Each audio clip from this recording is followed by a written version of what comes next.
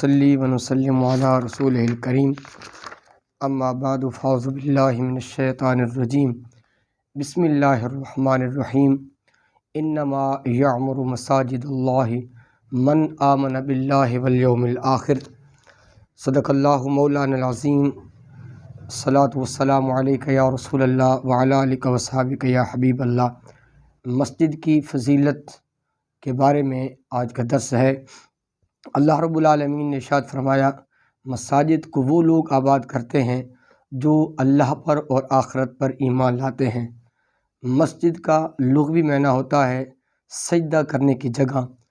اللہ رب العالمین نے اس امت پر احسان اور کرم فرمایا ہے کہ سابقہ انبیاء کی امتوں کو نماز کی ادائیگی کے لیے، عبادت کی ادائیگی کے لیے مخصوص مسجد کے اندر جانا پڑتا، لیکن نبی کریم علیہ الصلوۃ والسلام کی وجہ سے اللہ رب العالمین نے اپنے محبوب کے لیے ساری کی ساری زمین مسجد بنا دی ہے کہ جہاں بھی امتی کا جی چاہے وہ نماز ادا کر سکتا ہے۔ فقہی اعتبار سے مسجد کس کو کہا جاتا ہے کہ کوئی شخص اپنی ملکیت سے اپنی جگہ نکال کر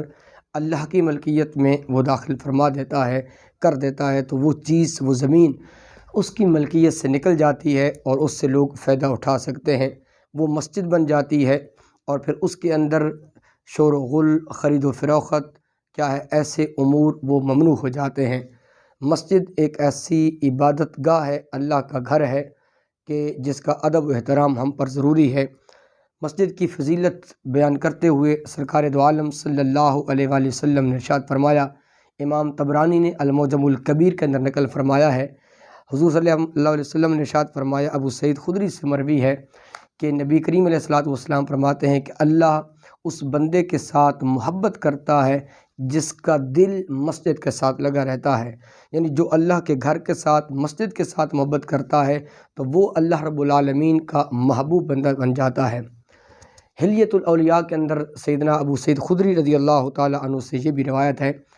کہ جب قیامت کا دن آئے گا، اللہ رب العالمین ملائکہ سے فرمائے گا، ملائکہ میرے پڑوسی کہاں ہیں؟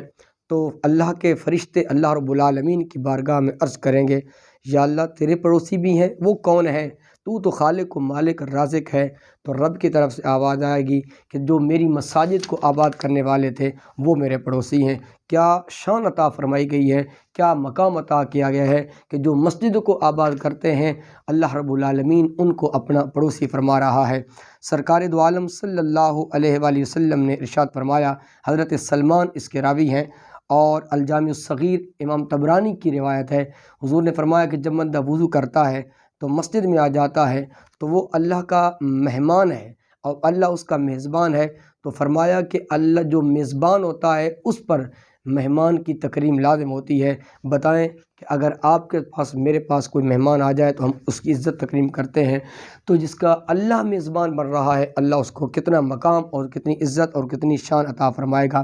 نبی کریم علیہ الصلوۃ والسلام نے ارشاد فرمایا کہ جس آدمی نے کیا ہے ایک چڑیا کے گھونسلے کے برابر بھی کیا مسجد بنائی، تو اللہ رب العالمین جو اللہ کی رضا کے لیے مسجد بناتا ہے تو اللہ رب العالمین اس کے بدلے جنت میں اس کے لیے ایک محل بنا دیتا ہے۔ بلکہ روایت کے اندر آتا ہے، حضور علیہ الصلوۃ والسلام نے فرمایا، جو مسجد کے اندر قندیل رکھتا ہے جلانے کے لیے، روشنی کے لیے، آج کے دور کے اندر یہ ٹیوب ہے، پنکھا ہے، تو جب تک وہ چیز موجود رہتی ہے تو اللہ رب العالمین کے 70,000 فرشتے اس کے لیے دعائے مغفرت کرتے رہتے ہیں۔ دوستان گرامی، مسجد کے اندر جس جگہ نماز پڑھنے والا مصلی نماز ادا کرتا ہے، جب اس کا انتقال ہو جاتا ہے، دنیا سے چلا جاتا ہے، امام بہقی نے نقل کیا ہے کہ مسجد کا وہ حصہ اس کی یاد میں روتا ہے کہ یہ آدمی اس جگہ پہ کھڑے ہو کر نماز ادا کرتا تھا، آج وہ چلا گیا ہے، تو اس کے ہجر میں، اس کے فراق میں مسجد کا وہ حصہ روتا ہے۔ حضور علیہ الصلوۃ والسلام نے ارشاد فرمایا، جو آدمی مسجد کے اندر آ جاتا ہے، نماز کا انتظار کرتا رہتا ہے، باوضو رہتا ہے، تو جب تک وہ مسجد میں نماز کے لیے انتظار کرتا رہتا ہے اللہ رب العالمین کے فرشتے اس کے لیے رحمت کی دعا کرتے ہیں۔ دوستان گرامی، مساجد اللہ کا گھر ہے۔ حضور کا فرمان ہے کہ مساجد احب البلاد، کیا ہے، احب البلاد، سب سے احب الاماکن المساجد وشر الاماکن الاسواق، بہترین جگہ مساجد ہیں اور بری جگہ بازار ہیں۔ حضور نے فرمایا مسجد میں جلدی جاؤ اور کیا بازار میں کیا ہے وہ تاخیر سے جاؤ اور جلدی آؤ، لیکن ہمارا رویہ کچھ مختلف ہے۔ بازار میں جاتے ہیں تو